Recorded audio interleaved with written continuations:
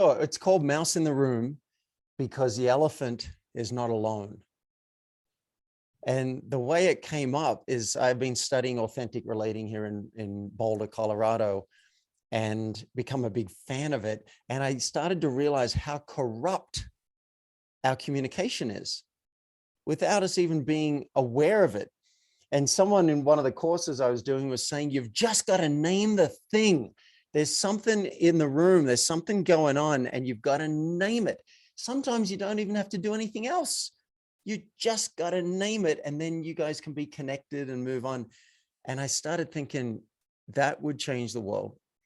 It's changed my world when I've been able to identify the elephant in the room and address it.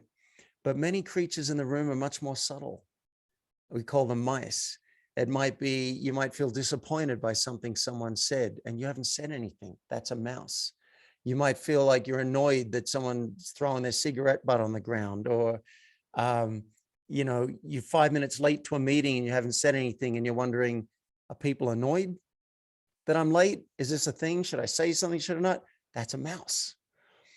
And so a lot of my life, my upbringing was having no idea what was happening in my body, what's happening in my emotions, not even sometimes what I'm thinking. It's like asking a fish, how's the water today? The fish goes, what water? Well, it's the same way they're thinking. And so I started writing this book to enroll people in the concept of, let's find out what's actually happening in you and a way that you can artfully name that mouse. And if you do, you will find that much more connection is available to you, more confidence is available to you, because you can actually be yourself in the world, and you're going to build trust. So if you're interested at all in leadership, managing a team, it's going to help you be a leader that people want to follow. And if you're into sales at all, it directly translates to that, because if people don't trust you, they're not going to buy from you. So it's basically a doorway to really good things in life. And that's why I'm writing the book. It's fantastic. That's great stuff. So, and the book itself, is it a fairly, as far as like, is it fairly dense with information? Is it very user friendly? How would you describe the book as far as a read? As far It's as a if I were to very pick it up? easy read. I get annoyed by books that use lots of syllables. Now I can use a lot of syllables. I'm a well-educated man, but it pisses me off.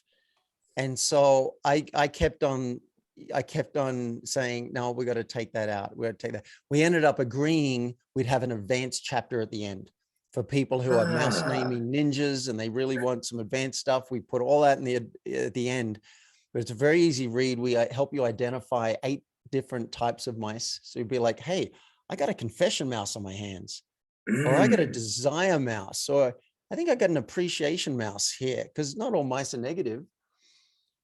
And very simple, easy, practical read that will ideally have you mouse naming before you put the book down. You were like, oh, I got to talk to my kid about this.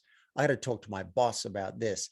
I got to call up someone from high school 20 years ago and name a mouse with this. Like, that's what I want to see in the world. It'll change your life.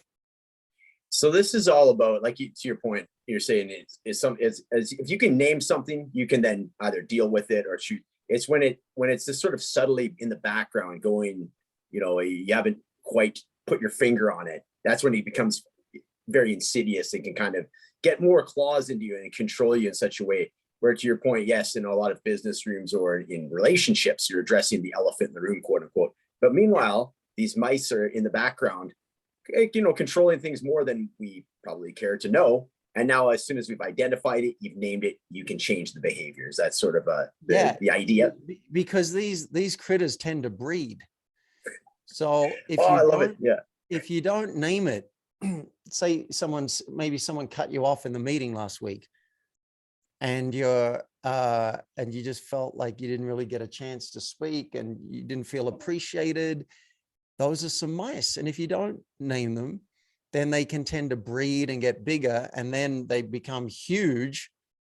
Something my co-author said recently really stuck with me. She said, it's going to be uncomfortable, but you can choose the discomfort of wearing a mask or the discomfort of telling your truth. one of these has much greater upside than the other. Right. It's a profound quote. Yeah. So yeah, mouse naming, and that's great, great behavior to get into. And I really like this idea. So when you're getting into the book too, we were kind of talking in the pre-interview about some of your pillars that you go through with you're talking like anybody that's maybe starting a business or in existing business, and they're looking to optimize their own performance in their own relationships. And we talked a little bit about mindset and money and leverage. Those are your three buckets, your three pillars, if you will. Let's get into a little bit of that if we can. So when you're talking mindset, what does the mindset look to you? What is it important? It's core values or core beliefs, or your approach to mindset, and how it could lead back to. Let me give a little context. I'm a bit of an unusual coach in that I don't just choose business or life. And it's ironic because I coach people on picking a lane and sticking to it. But because of my upbringing, I had a tragedy when I was 7 years old. And apparently what happened is I shut down all my emotions. And I was raised in an Australian country town. People never said, David, what are you feeling right now? David, what's happening in your body right now? That wasn't a thing.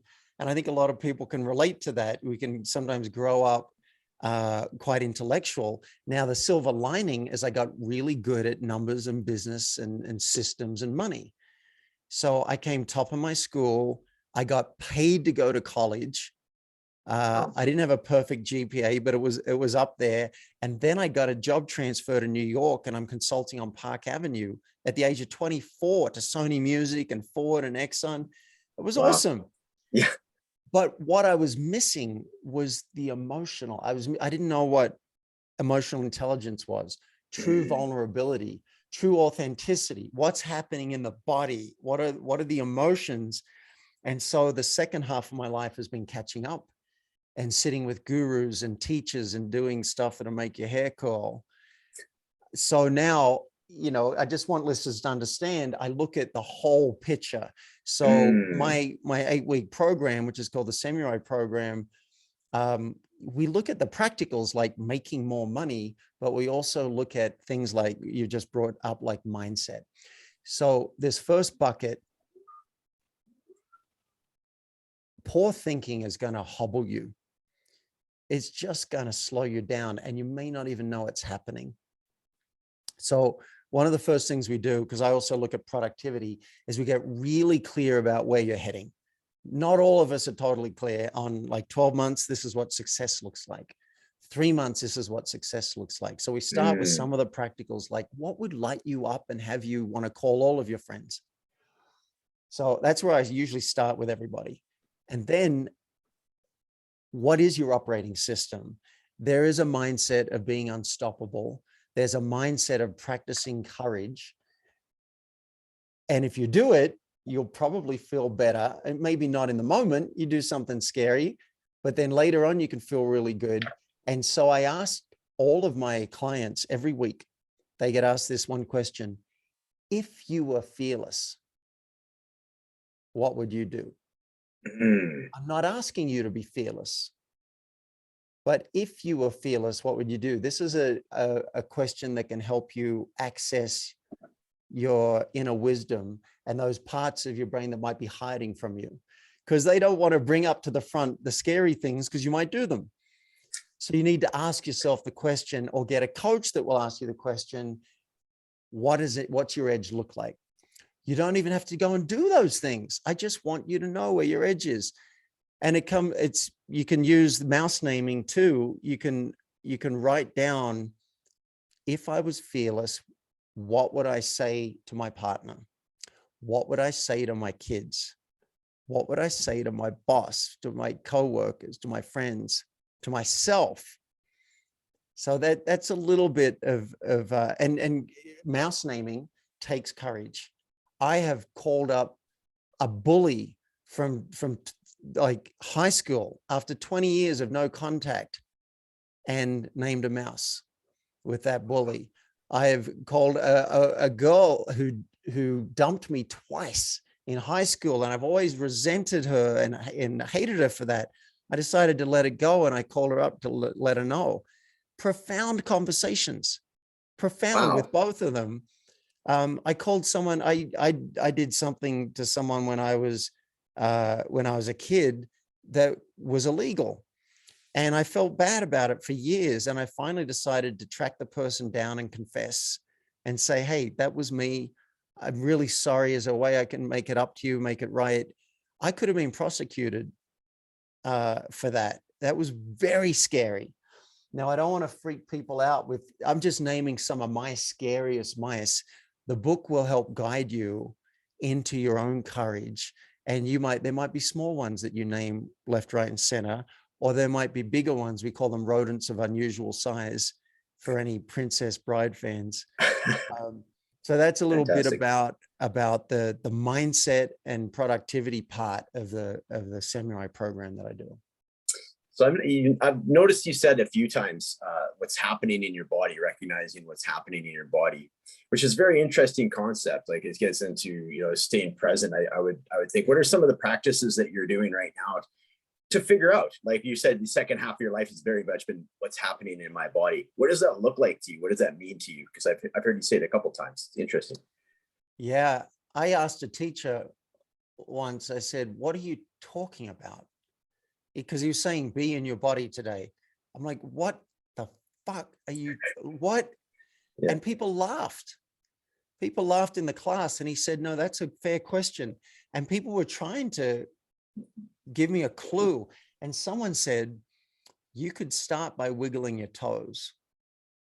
And I was like, okay, it's not a complete answer, but it's a beginning. I can do that. I can wiggle my toes.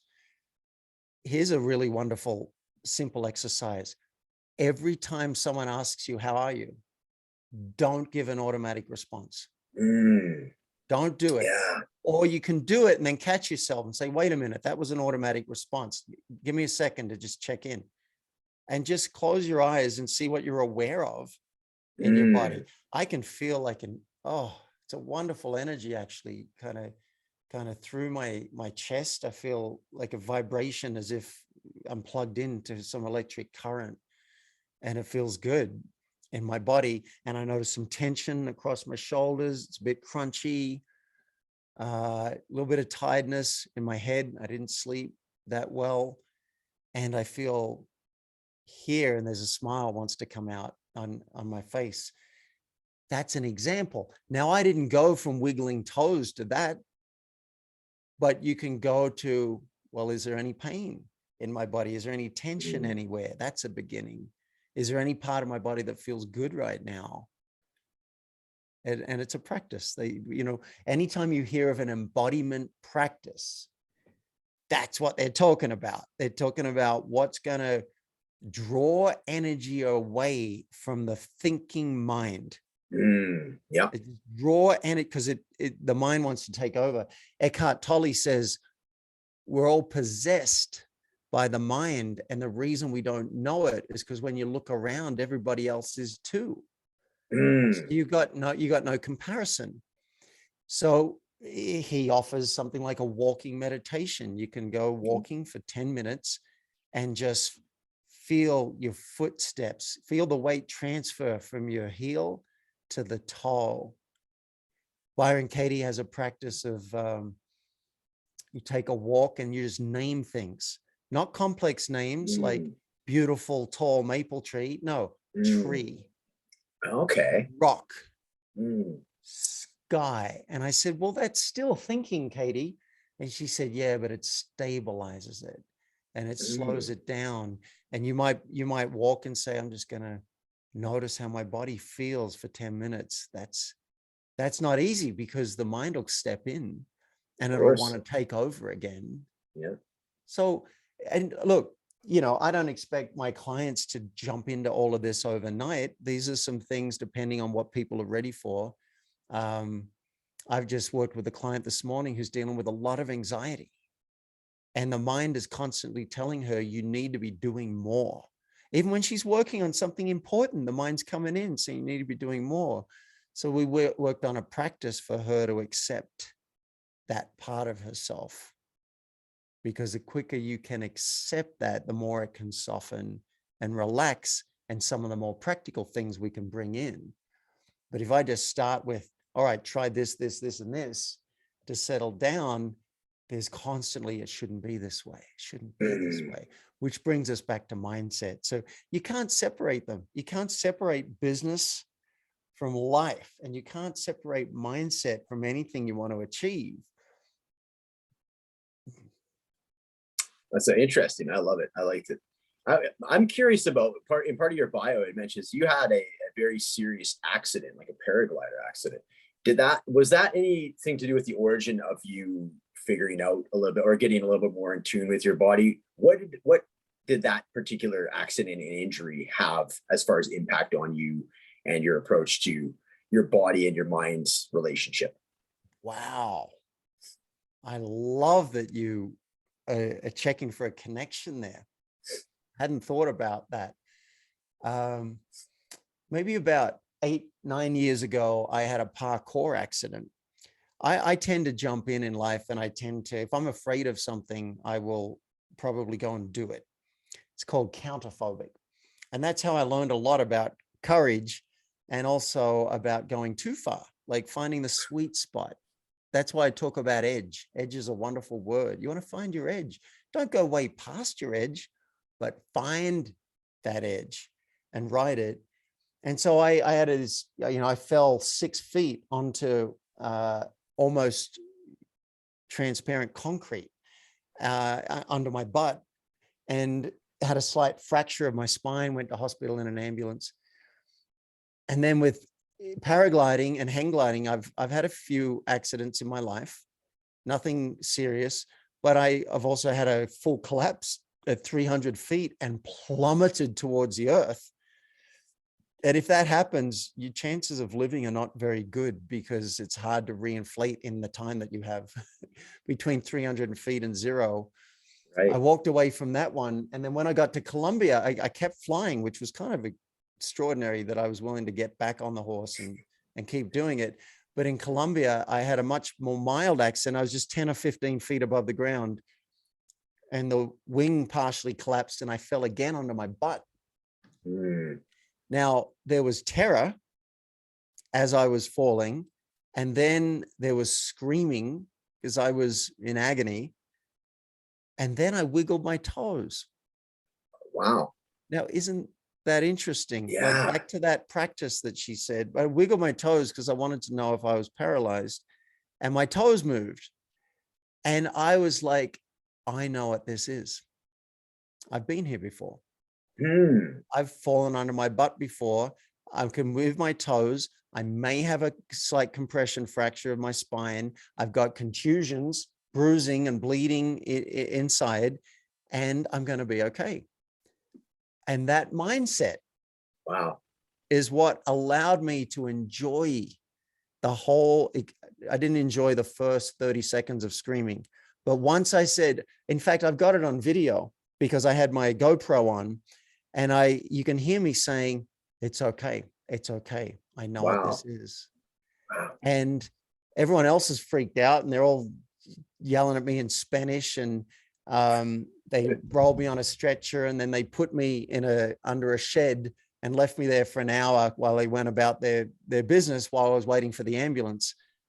And even that, a lot of that was quite enjoyable, and people are very lovely to me, and they're all treating me well and everything. Wow.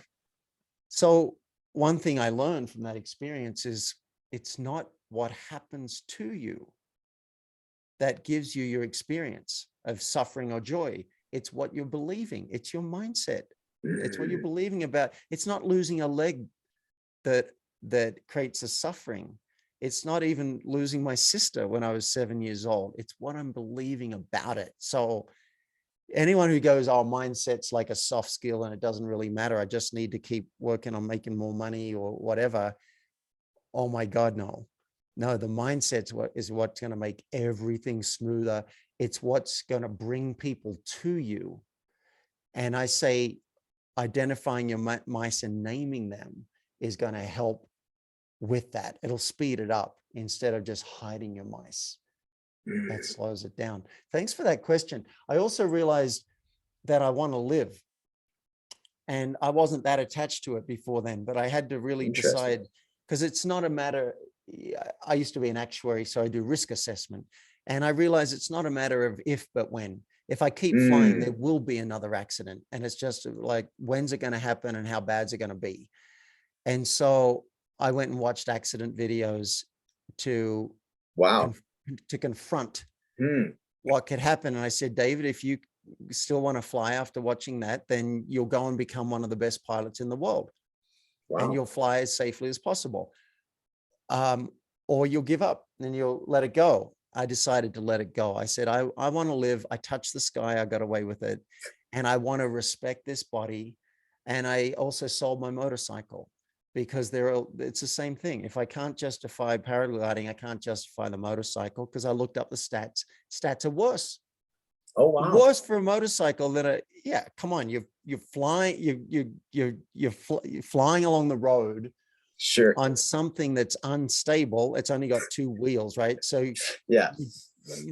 the two main things that a bike doesn't have that a car has is stability and protection. So it's just basically, again, in my world, it's not if, but when. So it's a weird thing. I'm helping people to step into their courage. And at the same time, I have an eye on self-care. Mm, Don't go past your edge and do something that's going to traumatize you, because I've had plenty of that experience. And don't stay safe all the time and be in the stagnant zone. You want to find that healthy, courageous place where you can say, all right, I feel proud of what I did today. I can't control the outcome of what I do, but I can move the ball further down the field. I really like the idea that you use like the videos to kind of like normalize or at least desensitize yourself to it. And it goes in with the risk assessment too. Like you're seeing, instead of not thinking about it, like a lot of people would just be like, no, don't think about that, because that's where your brain's going to go and then it's going to happen to you. You went the opposite way of like, no, let's have a look at it, let's get it out on the table. I feel that I imagine a lot of what you're coaching and your approach to life is addressing things. I'm seeing a pattern here with you, like addressing the elephants, addressing the mice, naming things, getting it out there, illuminating spots that, are, let's face it, are dark corners of some people's brains. You're getting in there like, no, let's get this out on the table. So which I Wow, really respect. you're right. And it does seem like the two might be in conflict. I'm probably ideally positioned to help people with their risk assessment, Mm, because a lot of the times they're just not realizing the risk. I worked with a client today who's traveling around the world, and he's got this remote business, and he's partying too hard for him. He's out of balance. And so right. he's in conflict. And I said, look, you might need to grow up a bit here. You might need to Mm, mature a bit, because you have an incredible opportunity and privilege. And if you don't find some balance where you're going to have discipline and you're going to work, and then you're going to party, but you're going to be in bed by 11 so that you're ready to work the next day. If you don't do that, you're going to lose this privilege. mm, So sometimes people need some tough love. I had another client who, she's like, I will sell the property. It's got to happen. There is no other alternative. And I said, okay, let's talk about a backup plan. She said, no, no backup plan. It's got to happen. I said, all right, I noticed part of me wants you to have a backup just in case it, So I'm constantly like, yeah, let's look at the risks. Let's look what could happen if you go and do this, what could happen legally, what could happen, let's make sure we've got our eyes open. And then let's step into our courage for what seems like an edge. So yeah, mm. it's finding that sweet spot so you don't traumatize yourself, but don't stay stagnant. I love talking about not slowing down. I love talking about speeding up. So in your business, and here's a great exercise, right at the top of a piece of paper. If I was fearless, what would I do? And you can have one piece for your business, one page. Maybe you would reach out to 20 potential affiliates Mm, and ask yep. them if they're interested in a partnership. Maybe you'd reach out to your 10 favorite celebrities and see if someone might be open to endorsing your product or service. Maybe there's a stage you'd like to speak on, even if it terrifies you. Maybe there's some podcasts you'd love to be on. Start generating possibility like that. You don't have to go and do all of these things.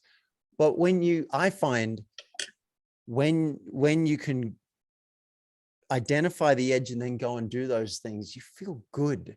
It's its own reward. As a bonus, you might get a bunch of business success on top of it. But the real bonus is that you did something that was edgy. I love that. I just reached out to a whole bunch of thought leaders and influencers, and it was edgy for me to do it. It is about the book, Mouse in the Room. I want to have a call with them and brainstorm and see what ideas they've got, see who they think I should talk to, see if they have referrals to an agent. I don't know what's going to come out of those calls, and it's edgy for me to invite them because some of them I put on a pedestal, and then they might be like, I don't have time. I'm not interested in having that call. So I got to deal with whatever personal backlash I might have.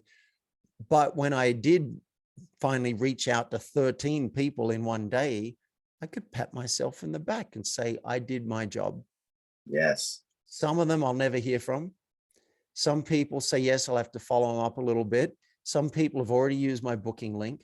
One person who I thought I would not hear from because I haven't had a response in 2 years wrote back, and this is probably the most famous person I know, wrote back and said, I'm in a training right now and I will respond soon. Wasn't a no. And I'm like, oh my God, wow, Yeah. So that's partly why I keep on encouraging people. Let's find that edge and write it so you can feel good about yourself. The universe, who knows what the universe is going to do in response?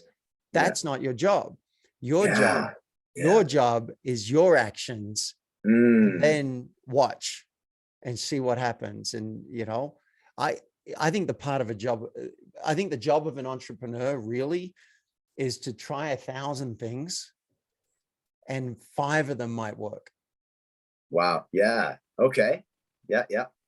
It's the trying. It's the trying. See, even when you had me write that down, and I don't know if you wanted me to, but I did, as far as even the 20 affiliates, the 10 celebrities, as I'm writing it down and we're talking about, being in tune with our bodies, I can feel the hair on my arms stand up. I can feel my nostrils kind of flare a little bit. So that, to me, that's when I'm getting into that expansive energy, and that got me going. So I'm excited about hearing about that. Right. And it sounds like you've got some awareness in your body. You notice your nostril hairs. You notice the feeling of electricity, which is great. You can at least include your body in what's happening. Exactly. And you know what? It's funny that we've been talking about this because this is a pretty recent development for me. Like, I just turned 40, and I would say, just from the journaling that I've been doing the last couple of years, I want to say even 2 months ago is when I finally dropped into my body, or however you might want to say it. And I identified that. I'm like, when I get excited, boom. Like, I like how you worded it, electricity. It's like, the hair on my arm stands up. It feels like my pupils dilate a little bit. My nostrils kind of start flaring. And that's like, boom. That means that's my physical compass that I'm going in the right direction. So super cool. I love how the way you describe the edge as well. The edge it's a sweet spot. You don't want to get to the point where you're like anxious or fearful, the point you're never going to try it again. But there's that sweet spot that you're walking up to it, right? And then that's where life is. So super cool, man. I love it. When you start down that road, so sometimes it's just about getting the ball rolling. You start down that road and then something happens and it gives you some energy, or someone says, I had a podcast interview yesterday. Well, not yesterday, recently. And just at the end of the interview, the host started saying, I know someone who'd love to write the kids' book for this. He'd be amazing. Can I put you in touch? And, so-and-so, he's got a community of parents.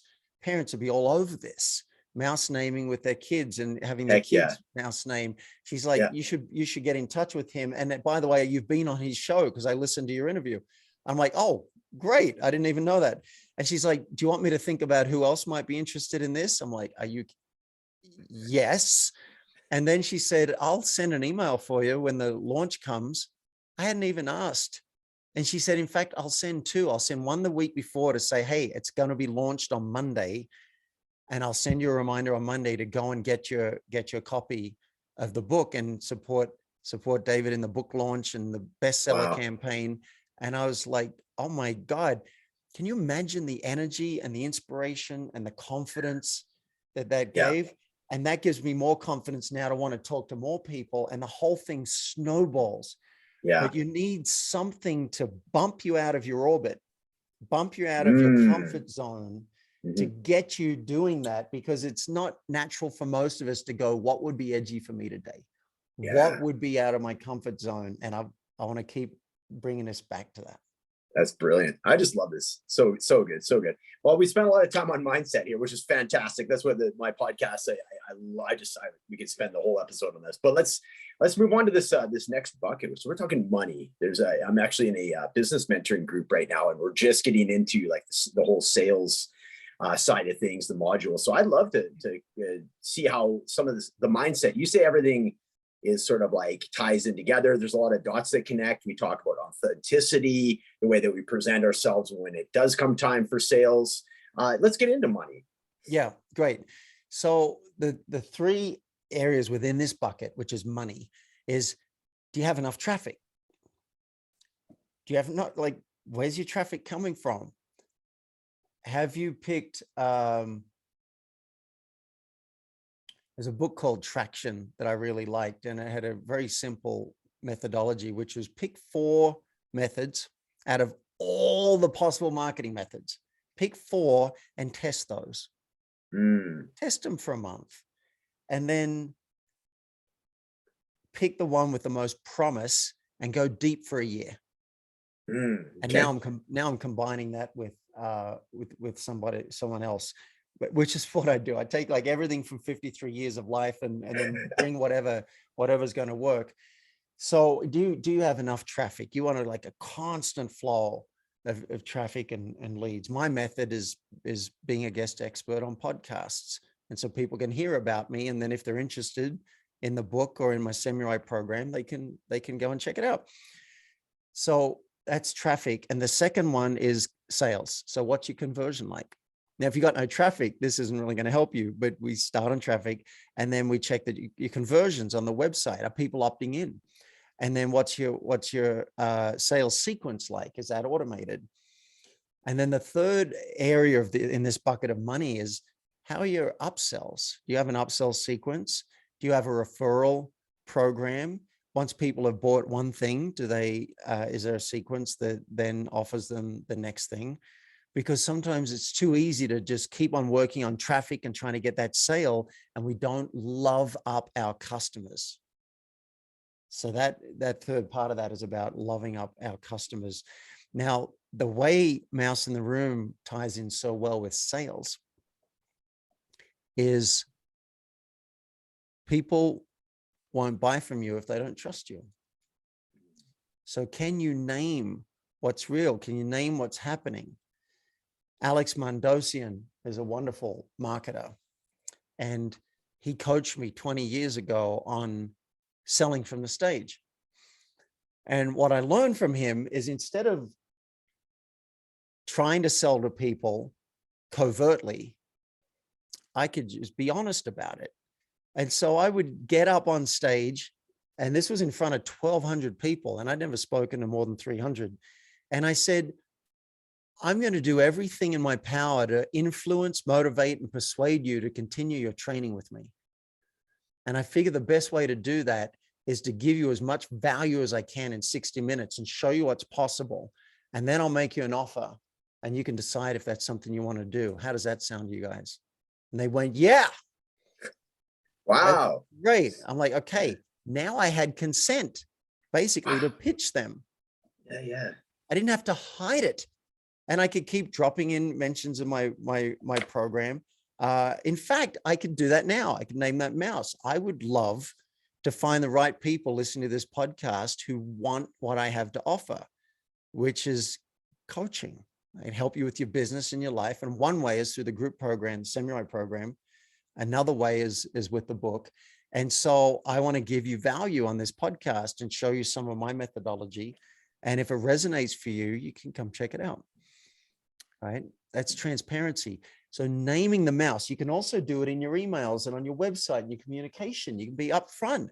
I want you to get this product. I want you to use my service if you meet this criteria and if it's going to serve you. And so here's what I've got to offer. People can trust that versus like snake oil. I'm just going to try and manipulate you. Yeah.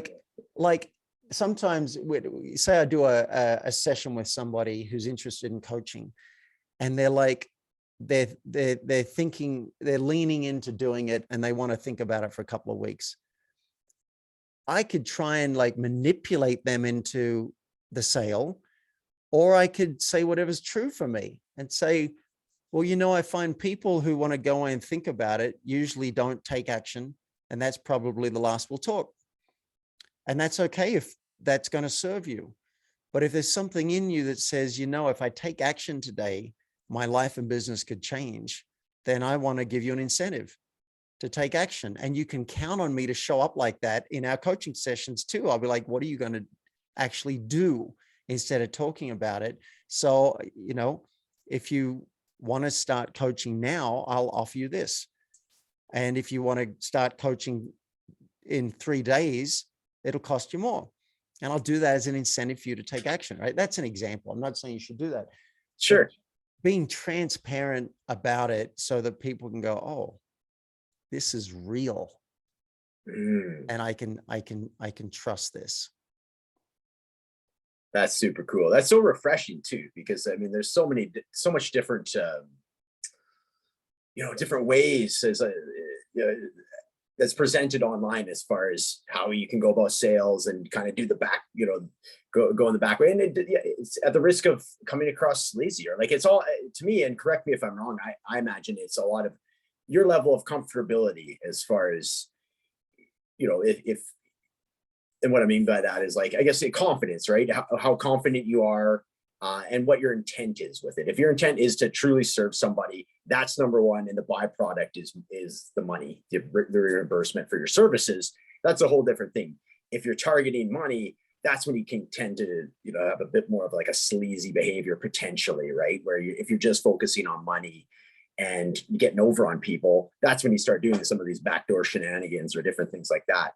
So I'm just cluing in just from what you're saying is I love the transparency, the authenticity. Trust is such a huge thing, right? So, but I love it, man. It's so refreshing to see that you're using like such a, hey, this is what I'm going to do. There's no like bones about it. And there's going to be some incentive if you do it right away. I just love the straightforward nature of it. So thanks for sharing that. That's super cool. Very refreshing. And we can bring that into our relationships as well. Yes. We can bring in, oh, I notice I'm wanting to, enroll you in doing something, can I make my pitch? I'd like you to come over and help me move. And I think I got a way it might be fun for us. Are you open to hearing it? And you just be transparent about your agenda. And we've gotten so good at hiding our agendas and then just trying to get people to do stuff. And that's okay. That's a way to do things. But when you can realize it, oh, this is what's like last night, I realized I was a bit tired during a poker game and I was hosting and I didn't say anything. So I had a mouse. I didn't name it. And at one point I just wanted to walk outside and be out in nature. And I overrode that as well. And then someone said, oh, I'm starting to flag a little. I might leave soon. I said, yeah, I'm feeling like it might be nice to wrap up early. What do you say we do another 20 minutes and then we wrap it up? And everyone's like, yeah, that was good. So someone helped me with that mouse. Yes. What we can aspire to is speak up more. Oh, this is what's going on. Oh, this is my desire. Oh, I need a 10-minute break from this meeting to stretch my body. Oh, whatever. And it's a lifetime journey. You may be used to a lifetime of suppressing a lot of these things, which is why we're writing the book. So you can start having a practice of, oh, that's what's going on in me. Or, oh, I really want this. Or that's been bugging me for 3 weeks. Is there something else we can do? We outline a process so that you can name it artfully and not in a way that's going to blow up things. Because a lot of people go, but if I said that, my boss is going to get angry, or I might get fired, I might whatever. No, we'll show you a way to do it that at least increases your chances that there's going to be more connection out of it, and not less. It's brilliant. We have a couple minutes. We're winding down here. Thanks so much for your time today, David. One question that just came out of just what we're just finishing up talking about here. What do you think the main reason for suppression is? Is it fear? Is it fear of, like what you said, fear of what the boss will say, fear of what your significant other may say? Is it manners, this perceived manners that like it's better to be like, don't speak about your own feelings? Like how does this kind of come up? What is the number one reason for like suppression of what's actually inside these mice that we haven't named? Yeah, I'd say number one is we're not aware of them. Oh, It's interesting. so many we don't even realize, like, oh, I'm uncomfortable with that. Oh, I really do have a desire for that. Like a lot of it hasn't come to the surface. Interesting. The second reason is fear of discomfort. Fear of discomfort. If I name this, I'm going to feel uncomfortable. They might feel uncomfortable, and then I'm going to feel uncomfortable that they're feeling uncomfortable. They might get angry. Yeah, they might get sad. They might be offended. They might make it mean something about them. And we're like, oh, I just don't want to go there. Now that's reasonable when you don't have a roadmap. But when you got the book as a roadmap, that takes away that reason because you can say it artfully. The third reason that we've identified is fear of loss. Maybe you'll get fired. Maybe you'll lose a friend. Maybe you'll lose an income opportunity. Sometimes it can cost you to tell your truth. Interesting. But what I suggest is that whatever you're going to lose from telling the truth is probably something you're supposed to lose. Wow. And whatever you're supposed to gain from telling the truth can now come to you. Wow, that's profound. I love it. I love it. But the last part of the last component was leverage. So we got a couple minutes. We'll get you to just do a crash course on leverage, and then just where can we find you online there, David? Thank you so much for your time today. Yeah. Well, the short thing on leverage is often business owners find that they don't really have a business. They've got 20 jobs. And so once you got mindset and productivity handled, and then you got the money handled, it's time to ask yourself, how much time do I want to work? How much time off do I want? And then how do I get there? And there's a 3-step process we do in this bucket. What's your genius zone? What do you love to do that you're great at? That's what you want to keep. And then how do I get everything else off my plate? That's the game. And that's going to involve hiring. It's going to involve motivating. It's going to involve mouse naming with people. Hey, this is what I want from you and with you. What do you think about that? What are your mice? How do you feel about? What do you want out of this job? And then what's going to have you pumped each day? So that's the leverage bucket. And then about where people can go for more. Well, if you're interested in coaching, you can either reach out about private coaching. Just go to focus.ceo. That's my website. You can go right to the bottom and apply for a coaching session. I'll get on the phone with you and we'll see if coaching's a fit for you. If you're interested in the group coaching program, the Samurai program, which is a more cost-effective option, then I'm going to give an unusual offer. I was charging $2,000 for the program, which I think is great value, but we're trying something new, which is charging $0 and taking an accountability bond. So you pay $990 as a bond that says, I will complete the program, and we'll give you an extra 2 weeks. We'll give you 10 weeks to do it. And the videos are very short. It's like really like 4 minutes, 5 minutes. And so email me within 10 weeks and say, I did it. I did each video. I did the actions. I rocked out the program. I'd like my bond back, or you can let me keep it if you want as a tip. That's fine. Or you can have it back. I'm totally happy to serve you in that way. So if you're interested in that, I created a link that's very easy to remember, doublerevenue.net. Doublerevenue.net will take you, instead of going to my site and paying $2,000 for the program, that'll take you to the page where you can pay $990 and then get all that back when you complete it. And if even 990 is a stretch for you cash flow wise, here's a coupon code that'll reduce it to 490. And the coupon code is commitment. Lowercase, just put in commitment. And you look, if you can afford it, pay $9.90. Why would you want half the accountability? Don't do it. Get full accountability. But if you're like, oh, even that's a stretch, the word commitment. And then the third thing, if you like the idea of mouse in the room and you want to get the book, that's pretty easy to find. Go to mouseintheroom.com. And if you happen to be hearing this around June 13, I'd love your support in getting this out to the world. And the way you can do that is just buy the book on Amazon. We'll probably have a 99-cent special for the Kindle version, so you can get it dirt cheap. Leave a 5-star review if you think it deserves it, and then post on social media that you just went and got this book. I want to start a mouse naming revolution. I believe it's not going to just help your life and the people around you. It's going to actually change the world. And so that's what we're up to. Dude, that's amazing. Thank you so much, David. I'll make sure I have all those in the show notes, of course. Really appreciate you coming on the show today. And I'll make sure, I'll put this out right in around June 13th then as well, just for the folks that are ready.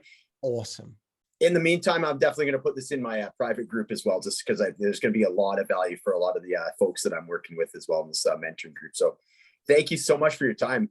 Brilliant conversation. I'd love to do a follow-up at some point when you do have the book release. So thank you so much for your time today. Thank you, Matt. I've had a really good time. So I appreciate you.